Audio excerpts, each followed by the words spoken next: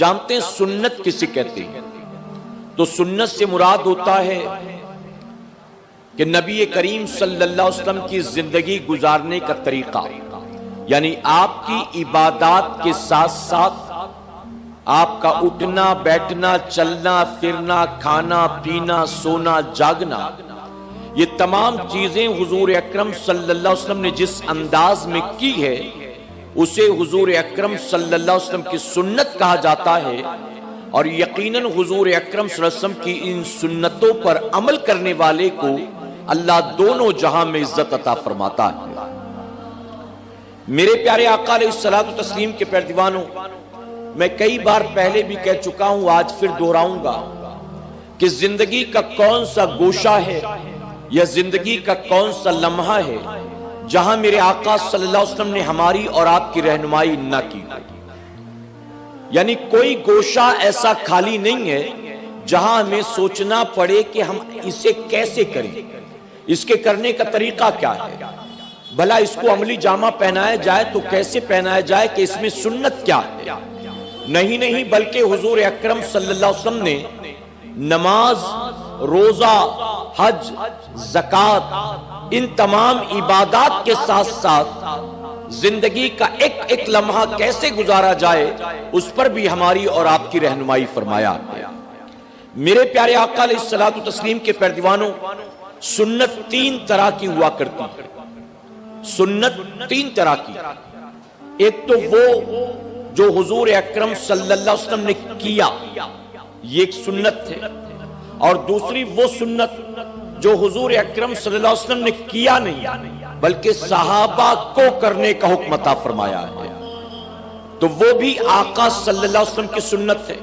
اور تیسری سنت حضور اکرم صلی اللہ علیہ وسلم نے نہ خود کیا نہ صحابہ کو حکم دیا، بلکہ حضور اکرم صلی اللہ علیہ وسلم کے سامنے کسی صحابی نے کوئی کام کیا اور میرے آقا صلی اللہ علیہ وسلم نے اس پر خاموشی اختیار کی تو فرمایا گیا وہ بھی میرے آقا کی سنت مبارکہ ہے۔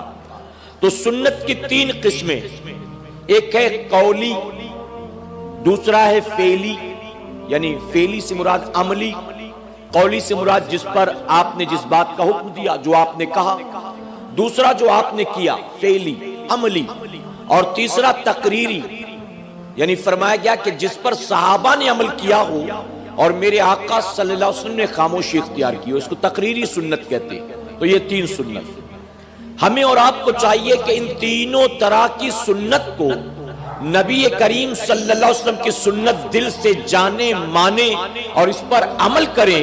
میں ذمہ داری سے کہتا ہوں کہ جتنا آپ کی قولی اور فعلی سنت پر عمل کا ہمیں اور آپ کو ثواب ملے گا، اتنا ہی تقریری سنت پر بھی عمل کا ہمیں اللہ ثواب عطا فرمائے گا۔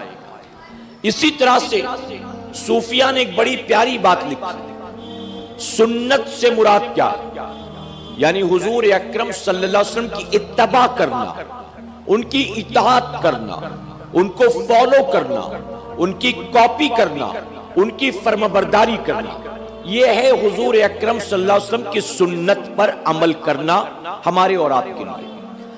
اب یہاں بزرگان دین فرماتے ہیں کہ کسی انسان کو فالو کیا جاتا ہے، کاپی کی جاتی ہے، تو اس کی بھی تین وجہ ہوتی ہے۔ توجہ ہے نا آپ کی؟ فرمایا کہ تین وجہ کی بنیاد ایک انسان کسی انسان کو کاپی کرتا ہے، اس کی بات کو مانتا ہے، اس کو فالو کرتا ہے۔ وہ تین چیزیں کیا ہیں؟ کہا گیا یا تو ڈر کی بنیاد، یا تو کسی لالچ کی بنیاد، یا تو محبت کی بنیاد۔ یہ تین چیزیں ہیں، انہی تین چیزوں کی بنیاد ایک انسان کسی اور کی بات مانتا ہے یا اس کی نقل کرتا ہے۔ ڈر کی بنیاد، لالچ کی بنیاد یا محبت کی بنیاد۔ اب فرمایا گیا کہ ڈر کی بنیاد جو نقل کی جاتی یا ڈر کی بنیاد جو فرمانبرداری اور اطاعت کی جاتی، اس کے اندر منافقت پائی جاتی، اس کے اندر منافقت ہے۔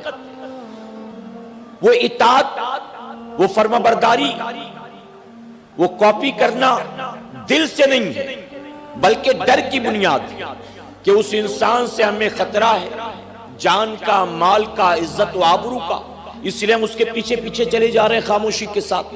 تو ڈر کی بنیاد یہ اطاعت، اور دوسرا لالچ کی بنیاد، یعنی اس انسان سے کوئی امید ہمیں وابستہ ہے کہ یار اس کی بات مان لو یہ ہمارا فلاں کام کر دے گا، اس کی بات مان لو یہ ہمارے بڑے کام آتا ہے. تو اب اس کی بات جو مان رہے ہو تو اس کے پردے میں لالچ چھپی ہوئی ہے. تو بزرگان دین فرماتے ہیں کہ نبی کریم صلی اللہ علیہ وسلم کی سنت پر عمل کرنا نہ ڈر کی بنیاد ہونا چاہیے نہ لالچ کی بنیاد ہونا چاہیے. اس کی وجہ کہ یہ دونوں چیزیں جب ختم ہو جاتی ہیں تو اطاعت بھی ختم ہو جاتی ہے، فرما برداری بھی ختم ہو جاتی ہے. اب اس انسان سے کوئی امید وابستہ نہ رہے تو انسان اس کو فالو کیوں کرے گا؟ اب اس انسان سے کوئی ڈر باقی نہ رہے تو انسان اس کو فالو کیوں کرے گا؟ تو فرمایا گیا نبی کریم صلی اللہ علیہ وسلم سے اگر آپ کی سنت پر عمل کیا جائے تو ڈر اور لالچ کی بنیاد نہ کیا جائے بلکہ محبت کی بنیاد ان کی سنت پر عمل کیا جائے. اور کہا کہ محبت کی بنیاد جب اطاعت کی جاتی ہے تو پھر انسان دل سے اطاعت کرتا ہے، پھر انسان دل سے فرمانبرداری کرتا ہے، فالو کرتا ہے.